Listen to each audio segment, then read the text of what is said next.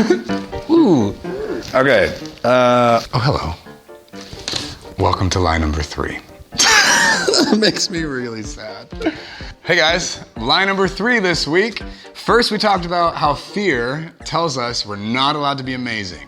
Second, we talked about how fear tells us we're not allowed to be honest. And third, this week, we're going to talk about how fear tells us we're not allowed to be wrong or to fail. You guys, that's a lie. Let's talk about it. You're not allowed to be wrong. We learn in school the most rewarded thing that we experience is being right, getting the right answer, being accurate, filling in that blank, telling the teacher what they want to hear. We learn how to conform and we're rewarded for that. Super sad, because my goodness, creativity opens up so many doors. It expands, it allows for there to be progress and diversity and development, and if we have to fit within the box and the confines of what we're told is acceptable and appropriate, we're never gonna grow. We're never gonna discover new things. We're just gonna be the same boring repeat of the person that came before us and before them, and we are not designed to be like other people. Obviously, I believe that. You're not allowed to fail. You're not allowed to try something and then mess up. Why? Because then it means you suck. If you failed, it means you're not competent. It means you're not good enough. It means all these lies that come against us saying, oh, guess what? If you failed that, you're rejectable. If you mess up, if you miss the mark, that means you don't belong anymore. You guys, that's crazy. We are living in a world saturated with love. I know some people don't agree with that. Some people don't live that way, but that's still true, whether people agree or not. You are surrounded by and covered in and inspired by love. That's the world you live in. That's how we came to be, and that's why we exist. It's love. Anyway, that's a whole other subject, but because love is the context within which we happen, you can't fail. I know you can reach for a goal or a dream or whatever, and you can not quite accomplish it totally, and we'll call that failure, but guess what? Failure is not the opposite of success. The opposite of success is quitting or not trying, not actually reaching for it. That would be disastrous. That's the opposite of becoming and doing good. Failure is actually on this side of the success spectrum. Failure teaches you what doesn't work, teaches you what isn't great or whatever. And in that we learn, in that we grow. If kids weren't allowed to fail and they're supposed to learn how to walk, guess what? They screwed. We ain't gonna have anybody walking around this planet. I don't know why I'm talking like that. If kids can't fail as they're trying to learn how to walk or to talk or to draw or to read, they're not gonna learn anything. What makes you think that changed at some point, once you hit puberty or once you got your college degree or once you hit some standard, now you're not allowed to fail anymore? That makes me really sad, because that means you're not actually reaching for anything beyond what you know. And that means we don't get to know anymore. We don't get to experience anymore. We don't get to see new, and that really bums me out. You guys, you're a creative being. You came from a creative person and you're meant to create. You're meant to express. And if you can't fail, your creativity and your expression is going to get really small and limited and conformed and boring. We're not here to be boring. I'm not here to be bored. Don't bore me. I don't want to bore you.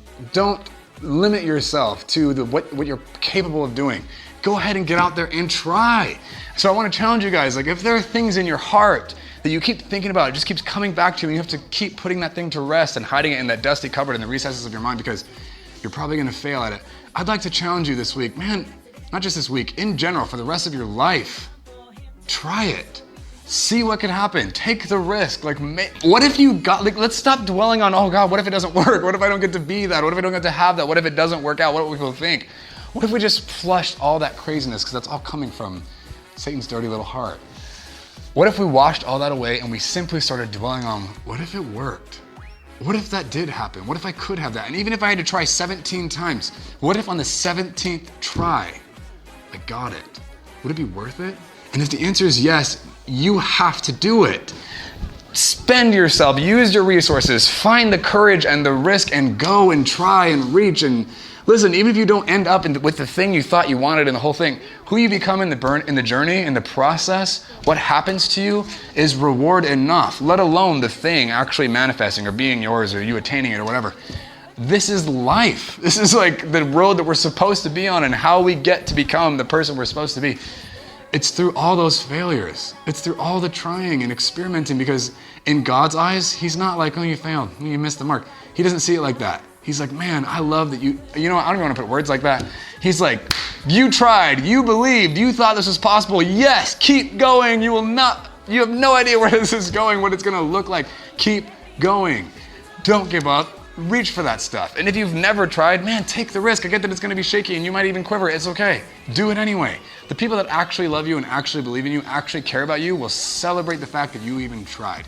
If you don't have those people around you, you need new people. Like, what if Ariel was too afraid to fail? What if she's like, I can't have legs. I can't be a human being, because what if?